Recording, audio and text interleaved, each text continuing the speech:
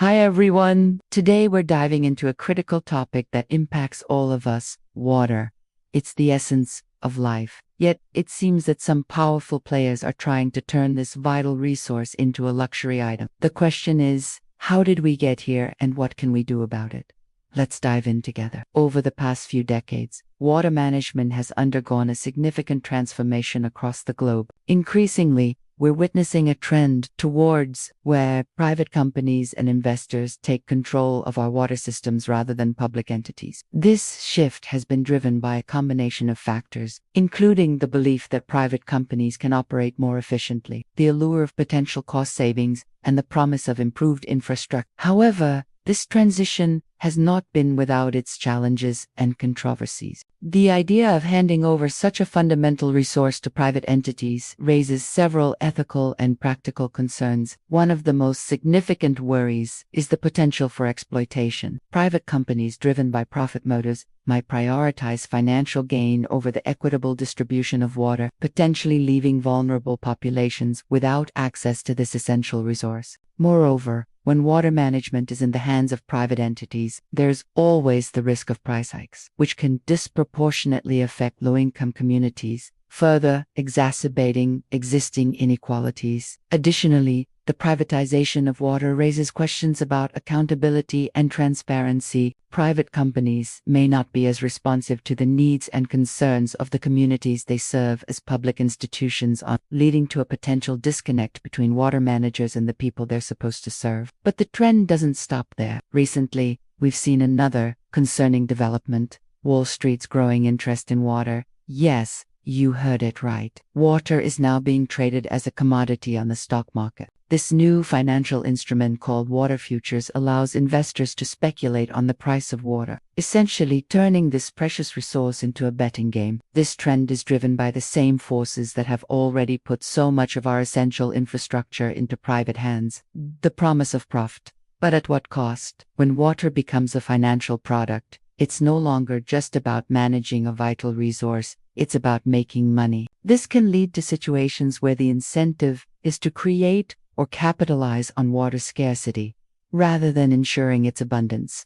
Now, you might be wondering, how did we reach this point? The answer lies in a combination of factors, but at the core is the increasing commodification of almost everything. This trend views everything, including essential resources like water, as a product that can be bought, sold, and traded for profit. But this perspective ignores the unique characteristics of water as a life-sustaining resource and the social, environmental, and ethical implications of treating it solely as a commodity. So, what's at stake here? The implications of these trends are profound. If we allow water to be controlled by a few private entities, we risk concentrating too much power in too few hands. This concentration of power can lead to the erosion of democratic values and principles. When decisions about a resource as essential as water are made by unelected corporations, it undermines the principles of public participation and accountability. Furthermore, the privatization of water can lead to increased inequality and social injustice. Private companies may prioritize the needs of their shareholders over the equitable distribution of water, potentially leaving marginalized communities without access to this vital resource. This not only raises ethical concerns, but also poses significant social risks. Moreover, the financialization of water through instruments like water futures distorts the true value of this essential resource. When water becomes a speculative financial product, it's no longer just about meeting the needs of communities. It's about making profits from scarcity and market volatility. This can lead to situations where the incentive is to create or capitalize on water scarcity, rather than ensuring its abundance. We're already seeing the consequences of these trends play out around the world. From the water wars in the Middle East to the privatization controversies in Bolivia and South Africa, the challenges are both real and pressing. These experiences serve as stark reminders of what can go wrong when water falls into the wrong hands. But it's not all doom and gloom. There's still hope.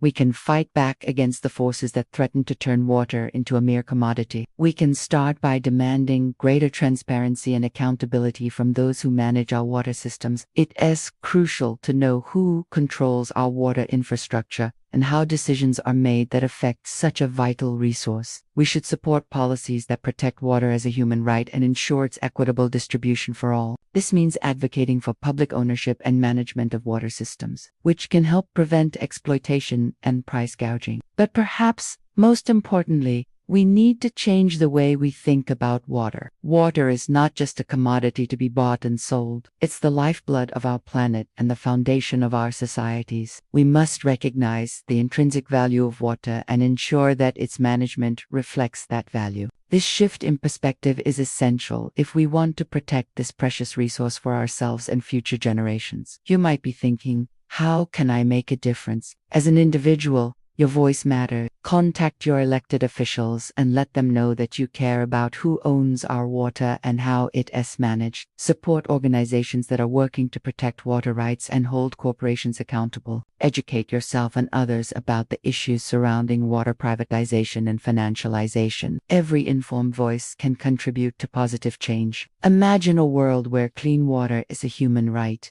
not a privilege, where our water systems are managed not for profit, but for the common good. That world is within our reach, but it requires effort, awareness, and a collective commitment to protect our water. And remember, you're not alone in this fight. Millions of people around the world are demanding a better, fairer system when it comes to water. Join the movement today and be part of the solution. Together, we can ensure that water remains a source of life, not a commodity of greed. I'd love to hear your thoughts. What are your concerns about water privatization and financialization? How do you think we can protect this vital resource? Drop your comments below and let's continue the conversation. Your voice matters. If you found this video informative and want to support more content like this, please consider liking and subscribing. Your support helps amplify our message and reach more people. Also, feel free to share this video with friends and family. Together, we can spread awareness about critical issues like this one. Thanks for joining me on this journey of discovery and empowerment. Remember, knowledge is power, and together we have the power to create a better future for ourselves and future generations. Until next time, stay curious, stay engaged, and stay empowered.